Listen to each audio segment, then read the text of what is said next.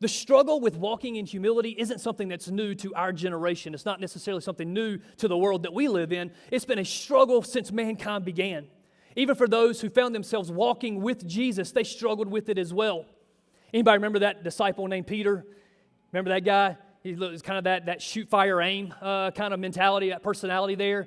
He's the same guy who looked at Jesus and said, listen, no matter what comes against you, no matter what problems you have, no matter the enemy that comes against you, I will be right by your side. I will never leave you. I'll never walk away from you.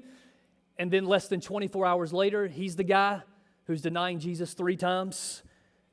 He had to go back and eat a little bit of humble pie and humble himself. But he wrote this in his letter to the church. He said this, be tenderhearted and keep a humble attitude.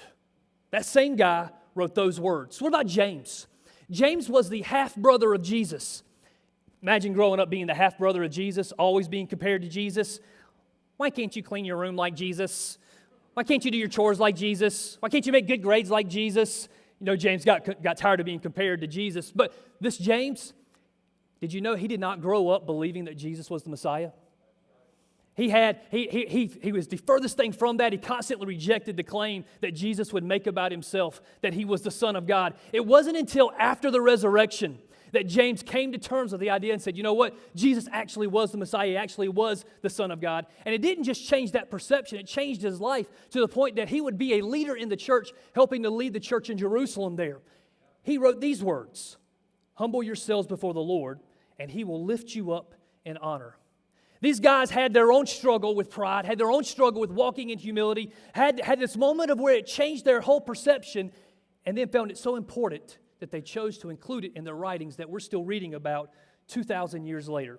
So perhaps this idea of walking in humility is something that we need to pay attention to, we need to get a hold of, and we need to begin to apply it to our lives.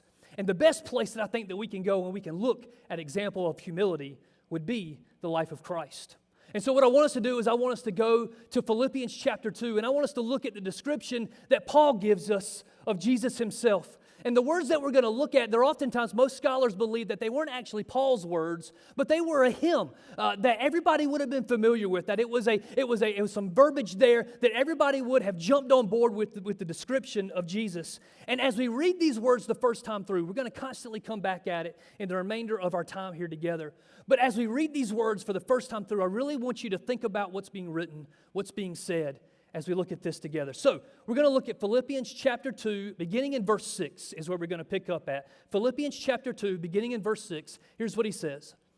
Though he was God, he being Jesus, though he was God, he did not think of equality with God as something to cling to. Instead, he gave up his divine privileges. He took the humble position of a slave and was born as a human being. When he appeared in human form, he humbled himself in obedience to God and died a criminal's death on the cross. Man, there's some powerful words there for you and for I to hold on to today. And as we look at these statements today, as we look at these words, I believe that there's some standout points for us about how you and I can walk in humility.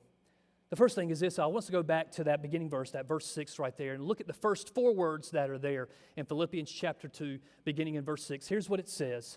Though he was God. Stop there. Though he was God. For you and I to walk in humility, here's what we need to know. Humility requires us to remember who we are. Humility begins with us remembering who we are. Jesus knew exactly who he was. Paul doesn't leave any room for debate, doesn't leave any room for negotiation. He tells us exactly who Jesus is. Jesus was God. Though he was God, Jesus really was God, 100% man and 100% God all at the same time. He wasn't just a man. He wasn't just a good teacher. He wasn't just a good prophet. He wasn't a famous person that got a little following going on. He wasn't social media famous or anything like that. What he was is he was 100% God, and he was confident in who he was. You and I need to have that same confidence in who we are. I am convinced that a lot of the issues that we tend to face today is a direct result of the fact that we have an identity crisis and that we don't know who we really are. We struggle with walking in humility because we don't know who we are. We struggle with being someone that we think that we're supposed to be versus trying to be somebody else, somebody that we think other people want us to be.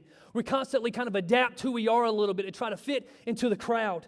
We take different tests to try to learn more about ourselves. We will do different tests about our family lineage to find out more about where our families came from so that we can learn more about who we are. We're constantly driven with trying to discover more about who we are. Think about it like this. Think about when you walk up to a kid, maybe you meet them for the first time, a kid or a student. One of the questions that we ask oftentimes is what? What do you want to be when you grow up, right? My kids get asked that all the time. I'll ask my kids that from time to time. If you're curious, one wants to be a teacher and one wants to be a vet or a farmer or something working with animals, all right? That's what they want to do. But there's nothing wrong with asking that question, but listen to what we say. What do you want to be? I would like to propose to you that the what isn't nearly as important as the who. Amen. We need to discover who we are. The who changes everything. Discovering who we are is vital.